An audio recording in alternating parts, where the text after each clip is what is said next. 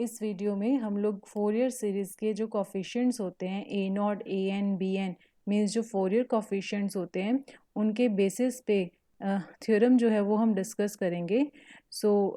जैसे कि हमें पता है कि a naught a n b n जो हैं हम उन्हें फोरियर कोफिशिएंट्स बोलते हैं और इनकी रिप्रेजेंटेशन को हम लोग आयलर्स फॉर्मूला के फॉर्म में भी बात करते हैं। तो यहाँ पर एक थ्योरम है हमारे पास जो हमें प्रूफ करनी है।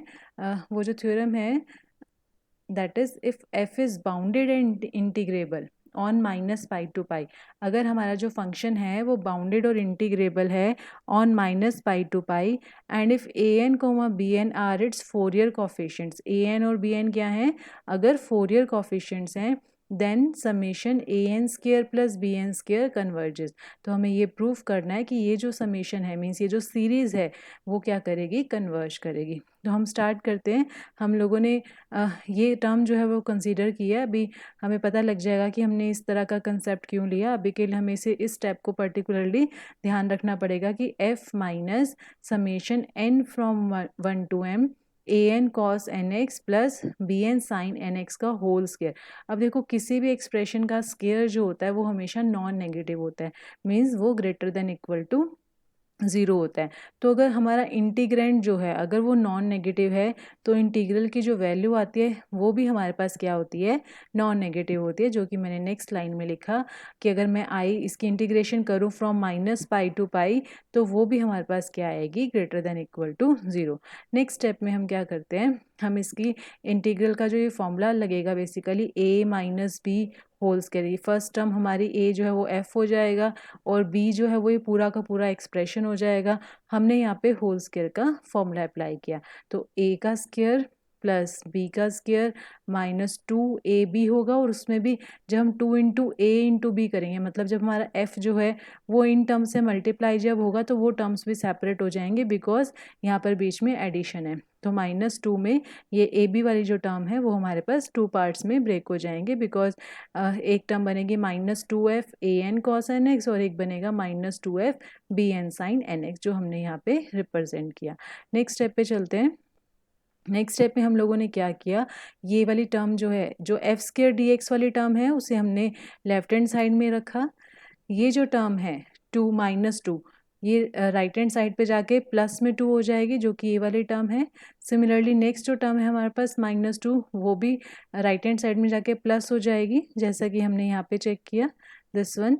एंड उसके बाद जो ये वाली टर्म है एक तो यहाँ पे प्लस में है तो राइट हैंड साइड जाके माइनस में हो जाएगा एंड माइनस में हम लोग क्या करेंगे, इसका भी हम होल स्क्वायर का फॉर्मूला जो है वो ओपन करेंगे। तो that will be a n square cos square n x plus b n square sine square n x plus 2 n b n cos x n x and integration की limit जो है वो सब पे सेपरेट हो जाएंगी एंड ये सारी टर्म समेशन के विद इन होंगी बिकॉज समेशन जो है वो n फ्रॉम 1 to m है तो ये टर्म जो है वो हमारे पास वेरी कर रहे हैं। अब हमने पहले जैसे वीडियोज़ में चेक किया है हम लोग इसे टर्म्स को डिराइव भी कर सकते हैं कि अगर एक कॉस है और एक साइन है उनकी अगर हम इस लिमिट पे इंटीग्रेशन करें तो आंसर 0 आएगा। हम लोग बाय एग्जांपल भी कर सकते हैं। फॉर एग्जांपल सपोज आप cos 2x into sine 4x ले लो, जब हम मल्टीप्लिकेशन करेंगे और उसके बाद हम जब इसकी इंटीग्रेशन करेंगे तो आंसर जो है वो हमारा 0 आएगा। तो यानी ये जो एक्सप्रेशन है ये हमारे पास क्या हो जाएगा, 0 आ जाएगा। फर्दर ए एन जो है जैसे हमने बोला कि वो फोरियर कोफिशिएंट है तो ए एन का फॉर्मूला होता है जिसे हम आयलर्स फॉर्मूला बोलते हैं। तो दैट इज़ 1/पाई minus pi to pi f cos n x d x. Similarly b n का फॉर्मूला हमारे पास अवेलेबल है। अब हमने ये सारे जो रिजल्ट्स हैं वो फर्स्ट इक्वेशन में यूज़ करने हैं। सो फर्स्ट जो है लेफ्ट हैंड साइड तो सेम रही है, राइट हैंड साइड पे हम चलते हैं। पहले हम इस टर्म की वैल्यू देखते हैं। अगर मैं यहाँ से बात करूँ a n minus pi to pi f cos n x, तो यहाँ पर हमारे पास 2 है और यहाँ पर हमारे पास अगर हम चेक करिए जो माइनस पाई से पाई इंटीग्रल है वो हमारे पास क्या हो जाएगा, पाई टाइम ए एन हो जाएगा।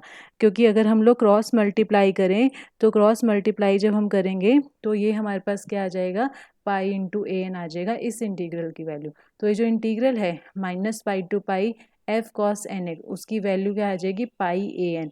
एक ए एन ऑलरेडी प्रेजेंट है तो that will be pi a n square जिसमें से पाई जो है वो हमारा समेशन के बाहर लिख सकते हैं। सिमिलरली हमारे पास सेकेंड टर्म के लिए होगा कि अगर ये इंटीग्रल हम चेक करें आयलर्स फॉर्मूला से इसकी वैल्यू पाई बी एन आएगी, तो यहाँ पे क्या हो जाएगा, पाई बी एन स्क्वायर हो जाएगा, तो दैट मीन्स वो हमारे पास 2 पाई बी एन स्क्वायर आ जाएगा। उसके बाद हम नेक्स्ट टर्म पे चलते हैं, कॉस स्क्वायर एन एक्स, ये हमने चेक किया था, हम इसे सॉल्व भी कर सकते हैं। जब दोनों कॉस हैं, सिमिलर है रिजल्ट, तो हमारा आंसर जो है वो पाई आता है। तो इस टर्म की, इस इंटीग्रल की वैल्यू पाई होगी। नेक्स्ट इंटीग्रल की जो वैल्यू है वो भी हमारे पास पाई होगी। एंड उसके बाद ये जो हमारे पास है cos n x sine n x, एक कॉस है और एक साइन है, तो इसका इंटीग्रल हमेशा क्या होता है, ज़ीरो होता है। तो हमने सारी वैल्यूज़ को यहाँ पे पुटअप किया, तो हमारे पास pi time summation n from 1 to m a n square plus b n square के इक्वल, ये जो है वो इस टर्म से क्या आ गया, लेस देन आ गया, जिसे मैंने नेक्स्ट स्टेप में इस तरह से लिखा। अब हमें क्वेश्चन में फंक्शन इंटीग्रेबल गिवन है, अगर फंक्शन इंटीग्रेबल है उसका स्केयर भी इंटीग्रेबल होगा। इंटीग्रेबल फंक्शन है यानी हमारे पास कुछ फाइनाइट आंसर आएगा, यानी जो राइट हैंड साइड है वो इस इक्वेशन सेकेंड की क्या होगी, वो फाइनाइट होगी।